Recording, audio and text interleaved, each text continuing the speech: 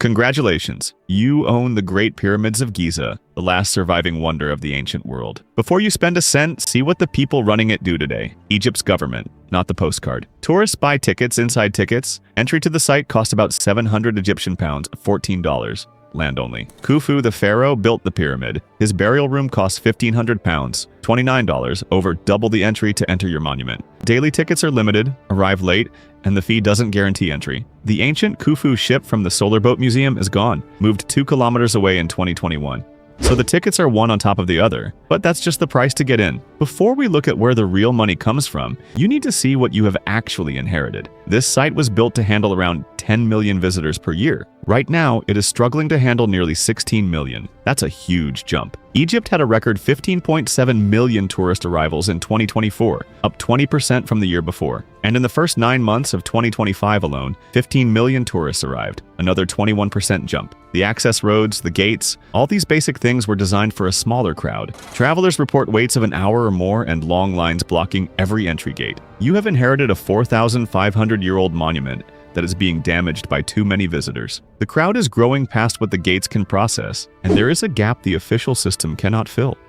And that gap, the space between what the official system can manage and what the crowd wants, is exactly where the real money has been made for many years. Because the pyramids do not run on tickets. They run on a huge, unofficial economy of quick deals and tricks that the state never controlled. The ticket booth looks like the business, but for years the real money passed from hand to hand. It moved in the parking lot on a camel's back, in 100 small deals, before anyone ever reached the ticket counter. Here is what the tourists never see coming. First, the camel trick. A camel handler says the price is 50 Egyptian pounds, about $1, to get on. That is the price to climb up. But once the tourist is sitting on the camel, 8 feet off the ground, the handler walks the animal away from the entrance. Then the handler says the rider must pay 500 pounds, $10, to get off. The price to get off is 10 times the price to get on. Some travelers say it feels like being held hostage on a camel. Then there are the fake officials. Men in suits pretend to be inspectors at the gate. They tell tourists the entrance is closed or that their tickets need to be checked somewhere else. Then they send them toward gift shops or expensive horse-drawn carriage rides that cost too much before the tourists even buy a real ticket.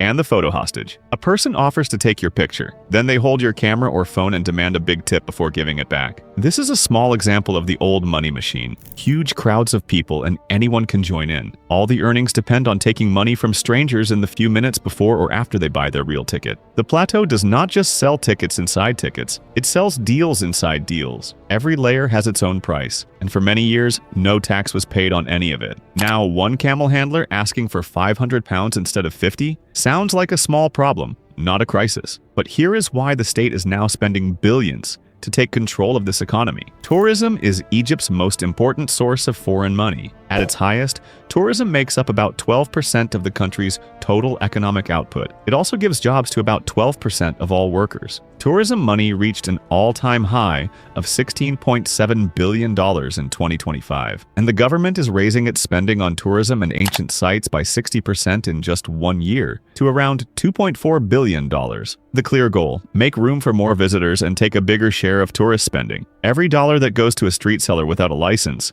instead of a taxed ticket, is a dollar the government never sees. The state is bringing the plateau into the official system. Tourism is the money engine, and the unofficial economy at its most famous site is a hole in that engine. So the state has a problem. Its most famous attraction leaks money away into hundreds of untaxed hands. Its solution: give the whole visitor experience to a billionaire's company. Give them a contract to count and collect every dollar. A company called Orascom Pyramids Entertainment now holds a government agreement. It is controlled by Egyptian billionaire Naguib Sawiris. The agreement lets them run the visitor operations on the plateau. The deal is a real money partnership. They split the earnings 50-50 with the state. There is a guaranteed minimum of 20 million Egyptian pounds a year for the government, no matter how business goes.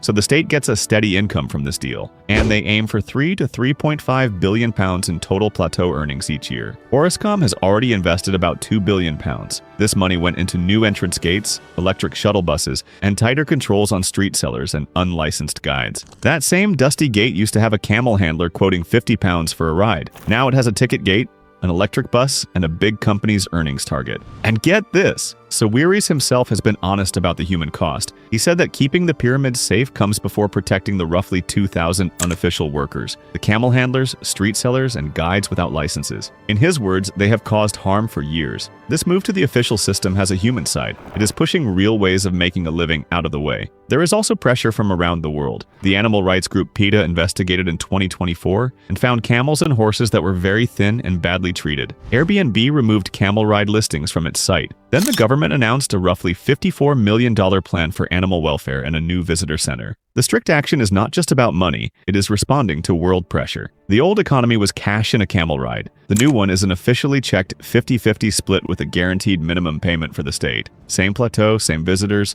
opposite accounting method. Now, here is what that change really means, in plain words. The state did not stop taking money from tourists. It just put all the money making under one officially checked company. The same tourist dollar that once disappeared into a handler's pocket now appears on a company report every 3 months. Instead of dozens of small, untaxed deals spread across the parking lot, you have one big taxed contract. It has a guaranteed minimum payment and a 50-50 split. The money-making tricks did not disappear. They just got a company logo and an office. The money still flows out of the tourist's wallet, but now every pound is followed, counted, and shared with the government. The old street economy was full of holes and invisible to the tax collector. The new company-run system is designed to have no leaks. And you can see the change very clearly at the camel stand. Remember the trick, 50 pounds to get on, 500 to get off? That is now being brought into the official system. Now, instead of a whispered price in the parking lot, you walk up to an official small stand and pay a fixed printed price. The handler is no longer a person who can set any price based on how scared you look. They become an official employee with a name tag and a shift manager. Same animal, same desert background, same tourist on top, but the price is set by contract, and the rider can get off without being forced to pay extra. The famous tricks that once defined the plateau are slowly turning into a standard item on a price list. And that was just the beginning. But the state did not stop at the gate. It built a completely new billion-dollar attraction right next door. It was designed specifically to catch the tourist dollar before it ever reaches a street seller. Here is the version of your monument the state actually wants tourists to visit instead. And it cost over $1 billion to build. The Grand Egyptian Museum, or GEM, sits about 2 kilometers from the Giza complex. Building work started in 2005. It took 20 years to fully open its doors in late 2025. Total cost is somewhere between $1 billion and $1.2 billion. Most of the money came from Japan through development loans. It holds about 50,000 ancient objects, so it's a treasure house of history. It is called the world's largest museum dedicated to a single civilization. An adult foreign ticket costs 1,450 Egyptian pounds. It's about $28. That is more than double the base plateau entry price. And you pay it at a clean digital screen with no bargaining. The museum's walls are designed so they point straight at the Great Pyramid of Khufu and the Pyramid of Menkaure, the smallest of Giza's 3 pyramids. This connects the new, ticketed, state-run attraction to the ancient one right next door. And that Khufu ship you could not find at the plateau? It is here. The state moved the ancient object itself into the official system. Picture it, the same tourist who was calculating money on a camel at the plateau that morning walks into the GEM's big glass hall that afternoon. The Great Pyramid can be seen through the window. Perfectly framed, they pay their 1,450 pounds, walk into a climate-controlled room holding the actual ship, and no one is holding their camera for extra money. 2 economies, same desert, 10 minutes apart. Egypt did not just take strong action against the unofficial economy. It built a $1 billion other choice next door specifically to make the old tricks useless.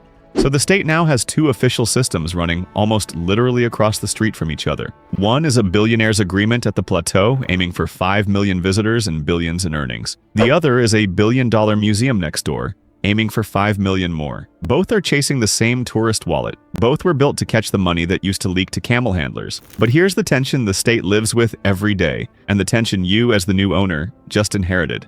The plan to make things official sounds great in writing, but the unofficial economy has not gone away. Travelers still complain that you cannot walk 5 meters without being bothered, and the crowd that the official system needs to handle is growing faster than the system can take in. The roads and gates were built for 10 million visitors. Now they are handling nearly 16 million, and the state expects 5 million more just for the GEM alone. That gap between what the official system can handle and what the crowd wants is exactly where the trick economy has always lived. And right now, that gap is getting wider, not closing. The state is betting billions on bringing order, but this economy was built on the very mess it is now trying to end, and the crowd is still growing faster than the gates. So that is your pyramid. General admission gets them to the base, but it takes a second ticket just to step inside. The real money was never at the ticket booth. It was in the camel rides and the fake officials at the gate. It was in the 100 small deals that used to happen before anyone ever reached a ticket gate. The state's answer? A billionaire's company running the plateau on an officially checked 50-50 money split, and a billion-dollar museum right next door. It is built to catch every dollar the old tricks used to grab. You do not just own a 4,500-year-old monument. You own a monument that sits on top of a national effort. That effort aims to turn an old unofficial cash economy into an official, measured, state-guaranteed money stream. And right now, the crowd is still growing faster than the effort. Pay attention. Soon you will make the decision. You will stand at this gate. Will you charge £50 to get on? Or $500 to get off? That choice will be yours.